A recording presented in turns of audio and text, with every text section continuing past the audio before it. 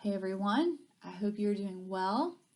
We are going to start Unit 10 today, which is the time period between the World Wars. So we will be looking at the Roaring Twenties and the cultural shifts that were taking place and the Great Depression. All right, so starting with our first set of notes, post-war society and culture. Don't forget to jot some things down and send me a picture. Be thorough in that you take notes on every slide, but don't feel like you have to write down every single thing that shows up on the screen because that would probably take a while. All right, so one of the things that happened after World War I was that the gates of the United States were essentially closed to new immigrants. Even after the Red Scare passed and this fear of communism went away after the Palmer raids, xenophobia did not. People disliked immigrants and they disliked people because they had different racial and ethnic backgrounds. That did not go away with the Red Scare, and I would even say that it increased during this time period. All right, so this sense of nativism, which is kind of a theme throughout US history, leads the government to put restrictions on how many immigrants can come into the United States. In this other wave of immigration, we talked about the fact that most people were coming from Southern and Eastern Europe, and typically these people, didn't really care to assimilate. They held on to their radical ideas, they held on to their language, their religion, and many of them did not make an effort to assimilate to American culture. And so Congress restricted overall immigration in the US to a maximum of 150,000 people in 1929.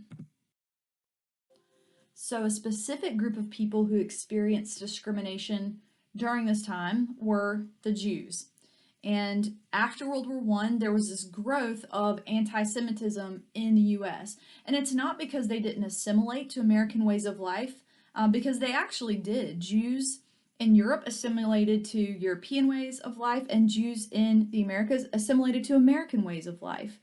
They were different from many other European immigrants or many other immigrants during this time. The reason why they were so disliked is because many of them were actually getting ahead. These people were well educated, they were wealthy, they had made a name for themselves, and their measure of success caused people to discriminate against them. Even colleges like Harvard and Yale put quotas on immigrants so that they could filter them out. All right, so social changes.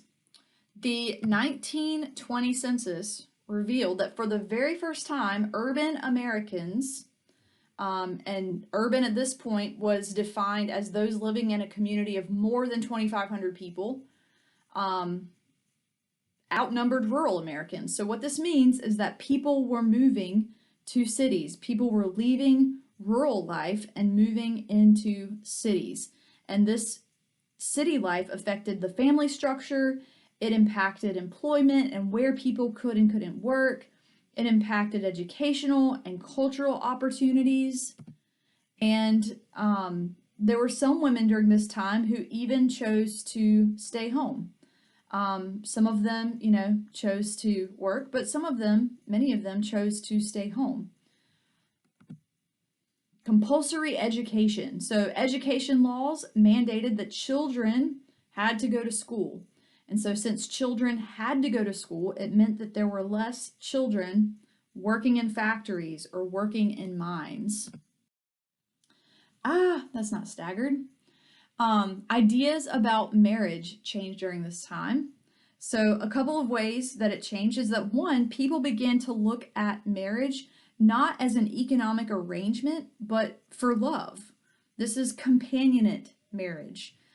They wanted to marry someone that they were compatible with. Contraception. The invention and widespread use of birth control made it so that people could control when they were having children. There was also a spike in divorce during this time. If marriage is based on companionship and companionship dies out, then people get a divorce. And typically the trend was that people cared more for the children that they had because rather than having, 5 or 6 children, they had 1 or 2 children. All right, so looking at some of the cultural shifts that took place for the younger generation, one was the Jazz Age. The 1920s was known for the invention of jazz and jazz clubs. And in cities, people would go to these clubs and listen to jazz music in a smoke-filled room. Another cultural shift especially during the 1920s, specifically for women, was that women began to smoke in public. They also began to wear more makeup than before. They also began to cut their hair and wear short skirts. And this may be conjuring up an image for you of the flapper. I would bring up a sidebar, and if you don't know what flapper is, just Google flapper. But these are women of the 1920s who began to throw off the restraints that society placed on them, and they kind of began to just do their own thing. Another important shift during this time was that courtship shifted to dating. So before dating, a young man would pay a call to a young woman. So basically, he would come over, the young woman and the young man would sit on the front porch, often with the parents or some type of supervisor nearby, and they would drink coffee and they would conversate and just good, clean fun. Well, this began to shift to dating, which obviously consists of going off on unsupervised dates. And so this actually leads to sexual freedom. And parents began to worry about the decrease in moral standards. But many of the facets of this youth rebellion really just reflected that they were conforming to peer pressure.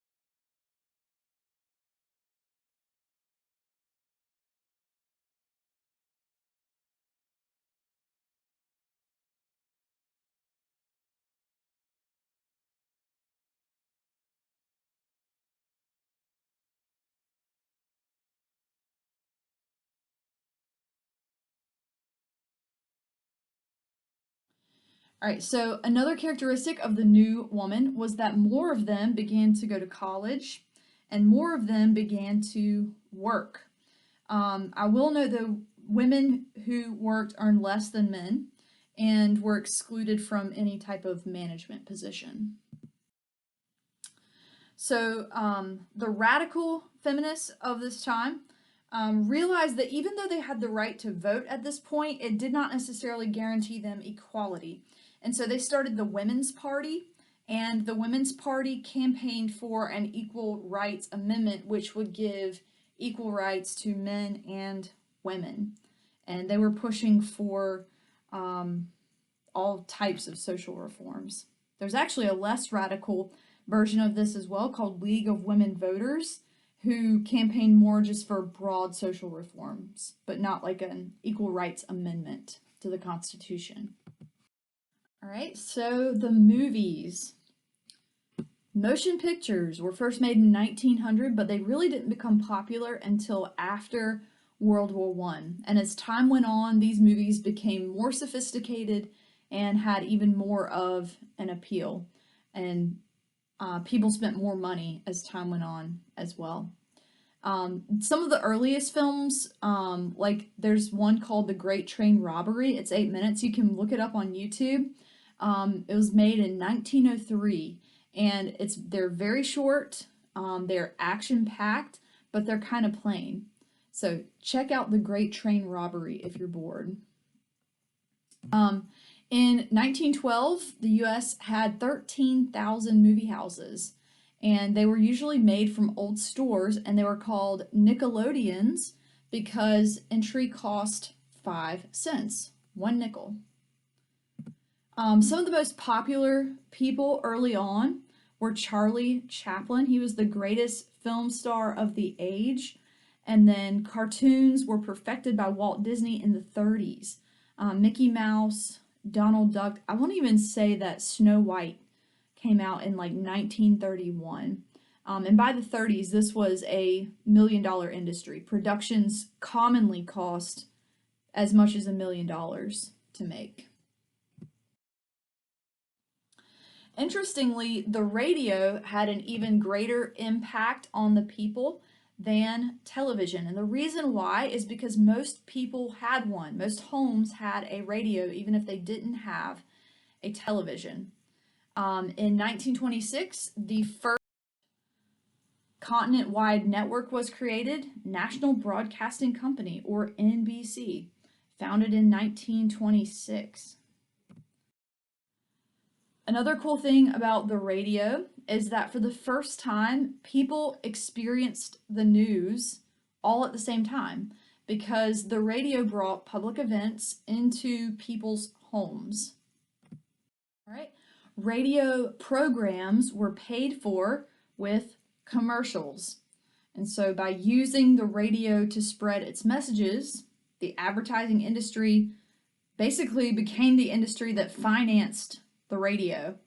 And because advertisers wanted mass markets, they usually like to advertise during intellectually light programs. They didn't want anything too controversial because they wanted a mass audience who would see their commercials. So sports in the post-war era. The prosperity that came to people after World War I led to an increase in leisure time. And so sports became really popular in the 1920s as people had more money to spend and more free time to spend as well. Some of the heroes during this time were Harold Red Grange, and he was a University of Illinois football player. Jack Dempsey was heavyweight champion. There was a guy named Bill Tilden who was a tennis star. And of course, Babe Ruth, baseball star. And so these athletes really excited the American public, and they like to keep up with these celebrity athletes. New stadiums were built and were just filled to capacity with crowds wanting to watch athletic events. And if you couldn't be there, then the radio brought the action into your living room. All right, so football becomes the dominant college sport during this time. And tens of thousands of Americans took up not only football, but other sports like tennis and golf and water sports. So it wasn't just something where people wanted to watch sports, but they also wanted to play sports.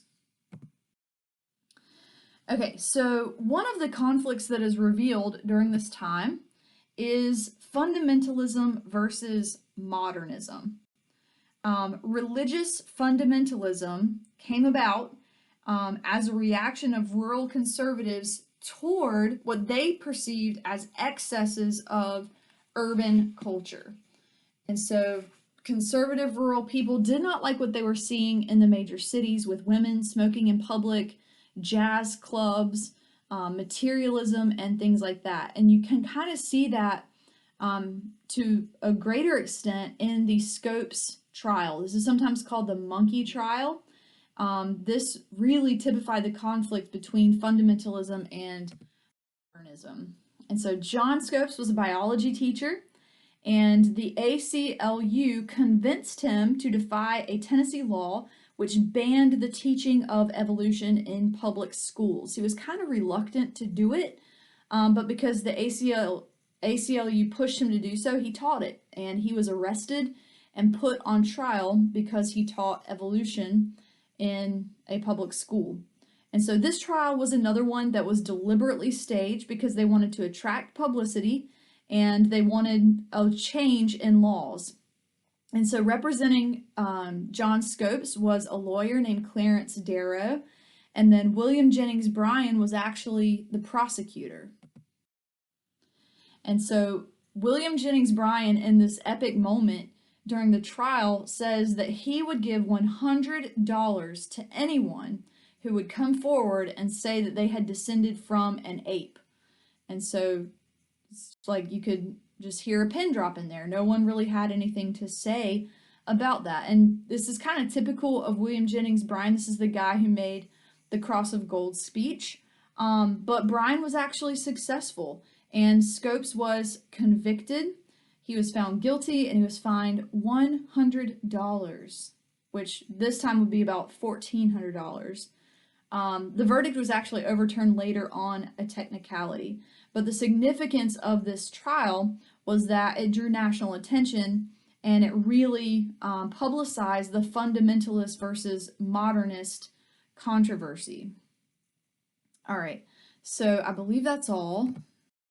Okay, yeah. So I hope you guys have a great day. Don't forget to send me a picture of your notes.